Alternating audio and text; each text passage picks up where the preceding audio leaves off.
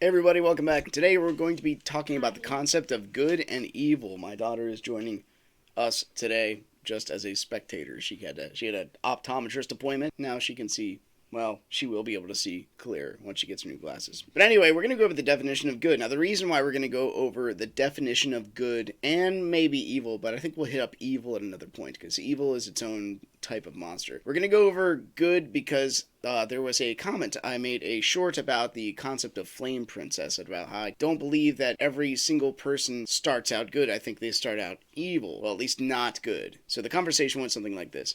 Alan Grove says, I don't think that's true, and I don't like the message you're giving here. People are not naturally bad people. He's a bad person isn't just someone who does bad, it's someone who does bad things knowingly.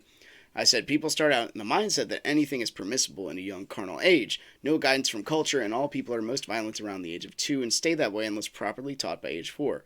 That's what psychology has discovered from what I understand. It's all good if you disagree. Cheers. Oh, my kitty. And then Alan Grove said, responding to this, it is most definitely wrong to say all people are most violent at age 2, but I'm not disputing the fact that younger kids don't know the difference between right and wrong. Just because they choose to do the wrong thing doesn't mean they are inherently bad because they don't know that it's wrong. Now, I sort of agree, sort of, again, so this is where definitions are important. So, good. I don't think people start out as naturally good. What is good? Well, dictionary.com has 3 definitions for good. One is morally excellent, virtuous, righteous, pious. Second one is satisfactory in quality, quantity, or degree. And the third one is of high quality, excellent. Now, there's a problem with that definition. The problem is there's no point of reference. What is it comparing itself to? So there has to be a point of reference.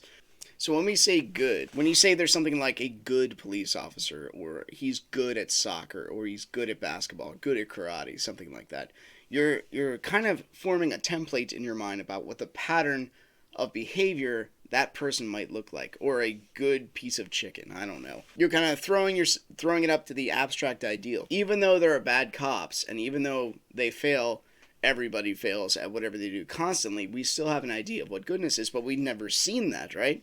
We don't know what the good, the best, the possible actually looks like. It's less of a thing and more of an aim. The reason I brought up the age 2 thing was because around age 2, children start to become self-aware. They begin to become self-aware of themselves. By age 4, if they're properly socially acclimated to everybody everywhere, then they learn other people also exist, and you can have like reciprocal play. And I have a couple psychology books back there that go over this thing with child development. You can look into it if you want to, but that's not necessarily goodness, right? Because just because of their self-emergence of themselves, they don't realize that anyone else is technically in the room till like age 4. That's not good or bad. What I think that is more along the lines of order.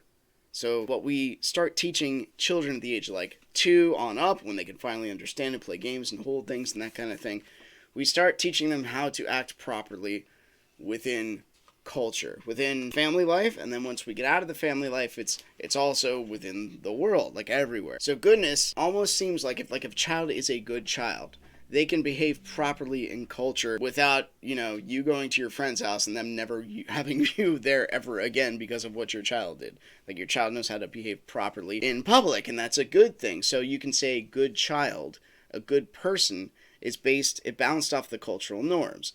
But then we have another problem because different cultures have different norms. So how do we determine which one is the right culture? Which one acts well?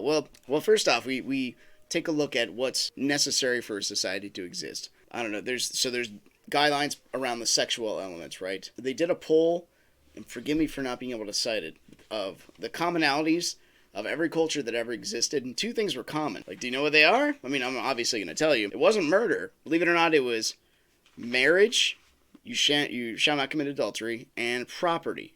Like, the sexual union and your stuff is important. And if you steal something, or if you violate the feminine or the masculine, however that looks, well, that's culturally wrong. Murder's not on there. That was actually one of the Germanic people's biggest issues with accepting Christianity once they came down from the north. They're like, what do you mean I can't kill my neighbor? I don't understand. That's just what we do.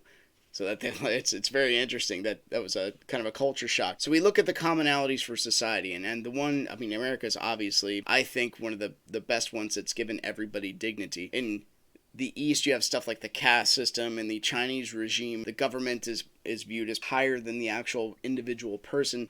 So what we try to look for is something that fits the template of goodness, that's like beyond culture. That's like the things that lets people flourish and lets them live together. And you can look at that like an aim. In the Garden of Eden, when mankind fell, you can say that's maybe like consciousness emerging, something like that. When mankind fell, they were cast out, and in front of the garden, there was an angel with a flaming sword. Now, that can mean a lot of things, but I think it means, at least in this case, the angel is the intangible. The angel is the message of God, messenger of God. So that's like the abstract, the hierarchy, things, something you're in. The message of God is like something you aim at if you believe in the transcendent or transcendent perspective. And then there's a flaming sword. So what is that? That's something that rends things into two, and it's all consuming. The vision of fire in the Bible is a picture of something that consumes but doesn't burn to waste, at least with like the burning bush and the fire that goes between the sacrifices and Abraham. But I digress. So in front of the Garden of Eden, which was their paradise, which was the goodness of man, that's your starting. Because you usually get all these templates of what goodness is in respect to how people act in your childhood, and that's psychologically proven from the evidence that we have. So Eden, you can say that's maybe where mankind wants to go. And we're always looking for this in government. You're looking for it. You want a place where crime is low, that you can just, work your job, have some kids maybe, indulge. You want a world like that that's paradise, that you don't have to work so hard and you can get the benefits from. That's what you're aiming for. So the angel's in front of that. You can't really go back to it as it was. And I think this makes a lot of sense when you think about a political history in the planet. Like every time somebody thinks about an idea that might be heaven on earth and we try to implement it, it's like rampant bloodshed. Communism, socialism, any kind of ism you could possibly think, dictatorships. They end up reducing the dignity of mankind and treating its people like they're mere objects instead of actual people, actually conscious beings worthy of dignity. But that angel with the flaming sword can also be symbolic. It's like the agency in the negative. You could say maybe God, because consciousness came as it was and sin happened, pushing them out of the nest, because now they're going to aim for that, but it can't be exactly that. But it's something that they're going to aim for. The whole paradise, the whole peace. We're gonna try to keep making that happen. Maybe that's a whole story of life. It's just we constantly make it happen. There's constant growth in that whole equation. You want things to keep going. And there's no end to that, and maybe there shouldn't be. That's like the infinite. You keep going up. You aim up as high as you possibly can, and you keep going. And because of that mentality that's like undergirded in the scriptures and undergirded in belief in a transcendent aim, a transcendent purpose, then that's where you go. So what you're doing is you're looking for, at least when in reference to goodness, you're trying to look for the purpose, because it's more of an aim. It's not a place. Because every time, again, you try to put a place that's perfect or make a person that's perfect, you have to almost like cut off every part of him that's imperfect. And that's kind of what comes along with free will. There has to be a negative option, otherwise you're just a robot. But to cut off all the negative options, well, you literally, and we made movies on this, like RoboCop. Well, maybe not RoboCop, not him specifically, but other creatures in there. And if you've ever watched the movie RoboCop, like the machines they make that are based on man, like they commit suicide. It's really weird. Only Murphy is the one that doesn't do that when they're coming out with the experimental drones. Very terribly gory movie. I don't know if I'd recommend watching it or not, but it's interesting. So as we move forward, and we're trying to aim toward goodness or perfection, this is with the assumption that we should aim for that, because what is the opposite of that?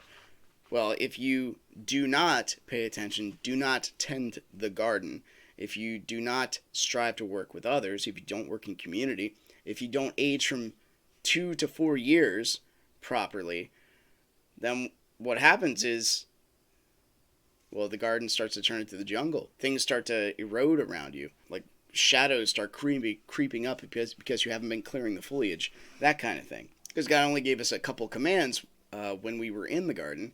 And that was, be fruitful and multiply. Be productive with your time. And have kids. And that'll help you grow. That'll help you reach a point of maturity. And it'll help life continue as such. But we're not robots. We're not automatons. We don't fit a rigid structure. I think this is why we are implanted with the ability to recognize patterns. Sometimes so good that we just don't even know that. We'll see patterns that aren't even there. If you ever seen like a white noise screen, is there even a white noise screen anymore? I don't know. Probably not, because nobody watches TV anymore, maybe cable. But we look for patterns in the future based on the ones we've seen in the past. So let's say I got bit by a dog when I walked by my neighbor's house. Well, next time I walk by my neighbor's house, or maybe a foreign house, I'll be wary of creatures that might come out and bite me. We learn from the past, that's like the template, going into the future. That's like our only way we can envision the future. So the Garden of Eden, for example, we want a paradise, but there's something in the way, and it's our fault. That's kind of like the idea, and so we have to tend to the garden, and it's a pain to have kids. You can look at it that way. But that is a certain, like, agency in the negative, and we need this often, especially as the generations keep going. You need an agency in the negative. I think that's one of the reasons why war is just kind of like inevitable. It needs... I don't want to say needs to happen, because it doesn't need to happen. This is something else that's taught in Scripture in the book of Deuteronomy, that you talk about how you should act all the time. And you eat meals together and you talk about it there. You talk about philosophy and you talk about why things are the way they are to your children. The number one person in charge of your child's education is you. It's not anybody else, not the government. Heaven forbid they teach them something else, and then you have suddenly a stranger living in your house. It is the parent's responsibility. Number one, you teach them language first, and then you know how to walk, and you teach them everything. They look to you. You are the first template for maturity that they have, and you will never have another better relationship than with your kids. So by teaching things to the next generations, I believe you can prevent war by looking at the patterns of history, because there's a lot of them, and they're pretty easy to recognize what happens when. The Tower of Babel is a great example. When the pay gap gets so big, when the tower gets so high, the people at the top forget what the people at the bottom were saying. That's the Tower of Babel. That's like a simplified version of that story, but I think you know what I mean. Like, you need a united country, but they have to be united over something. It has to be some sort of purpose that unites them. There has to be a common denominator, and there has to be a common aim, and that's another way we can look at good. So goodness is an aim, or goodness is ordered in a certain direction to work with certain people. And it's not just a direction, it's like multi-layered, multifaceted, and I can understand that. But it's more dealing with your interaction with other people and eternity, because children are involved in that process. And I think I asked myself this question and actually wrote it out. So what is good? Good is ordered growth with room to play, not indulgence or power. Growth is ongoing and eternal, to the point the infinite transcendent, or the ultimate law creator, sent his son down to earth to be a template for all men, lest we destroy ourselves. And those are the stories of the judges and the pre-flood time, when man was doing what was right in his own eyes and constantly doing evil, constantly violating purpose, constantly not aiming somewhere to even better humankind. Human flourishing is one thing to aim at, but it doesn't give dignity to people, because you can certainly kill a few people so that way others live. You have to give dignity to all in that equation. So what is goodness? Goodness is purpose. The next question to ask, whose purpose? Is it yours? Is it mine? Relativism? Or is it something we can all share and aim at? So, if you like this video, I'd appreciate it if you click the like button, subscribe to see more in the future. If you have any topic recommendations, I love pulling out the heroes, myth, and story. Probably do evil here eventually. I think Catholicism is somewhere on the list as well. So, hope to see you guys next time. Thanks for listening.